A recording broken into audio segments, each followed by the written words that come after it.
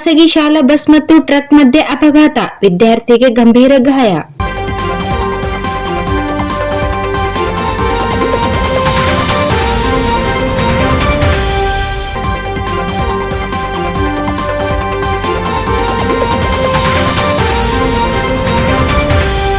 ನಗರದ ಸಿಂಧನೂರು ರಸ್ತೆಯಲ್ಲಿರುವ Eicher petrol bunk ಮುಂಭಾಗದಲ್ಲಿ ಶಾರದಾ ವಿದ್ಯಾನಿಕೇತನ ಬಸ್ ಮತ್ತು ಟ್ರಕ್ ಮಧ್ಯೆ ಸಂಭವಿಸಿದ ಅಪಘಾತ ಮಂಗಳವಾರ ಸಂಜೆ ನಡೆದಿದೆ. ಶಾಲಾ ಬಸ್ನಲ್ಲಿ 17 ವಿದ್ಯಾರ್ಥಿಗಳಿಗೆ ಶಾಲೆಯಿಂದ ಕೊಟ್ನೇಕಲ್, ಜಾನೇಕಲ್ ಗ್ರಾಮಗಳಿಗೆ ವಿದ್ಯಾರ್ಥಿಗಳಿಗೆ ಬಿಡಲು ಹೋಗುವಾಗ ಪೆಟ್ರೋಲ್ ಬಂಕ್ನಿಂದ ಯೂ-ಟರ್ನ್ ಮಾಡಿದ ಟ್ರಕ್ ಒಂದು ಶಾಲಾ ಬಸ್ಗೆ ತಾಕಿದ್ದರಿಂದ ಮುಂಬದಿ ಕುಳಿತಿದ್ದ ವಿದ್ಯಾರ್ಥಿಗಳಿಗೆ ತಲೆಗೆ ಪೆಟ್ಟು ಬಿದ್ದಿದೆ. ಟ್ರಕ್ ಡ್ರೈವರ್ ಮದ್ಯ ಸೇವಿಸಿ ಚಲಾಯಿಸುತ್ತಿದ್ದ ಎಂಬ ಮಾಹಿತಿ ತಿಳಿದು ಬಂದಿದ್ದು ಘಟನಾ ಸ್ಥಳದಿಂದ ಪರಾರಿಯಾಗಿದ್ದಾನೆ.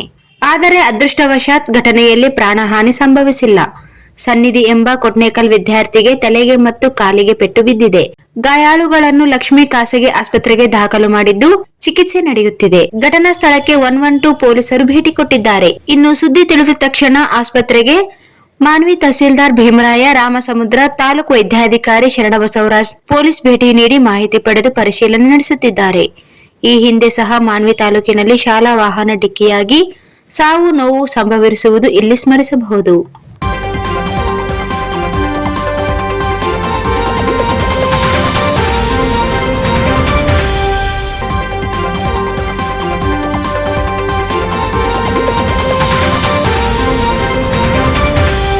इस वीडियो को लाइक करें, हमारे चैनल को सब्सक्राइब करें और बेल आइकन जरूर प्रेस करें हमारी न्यू वीडियो सबसे पहले देखने के लिए।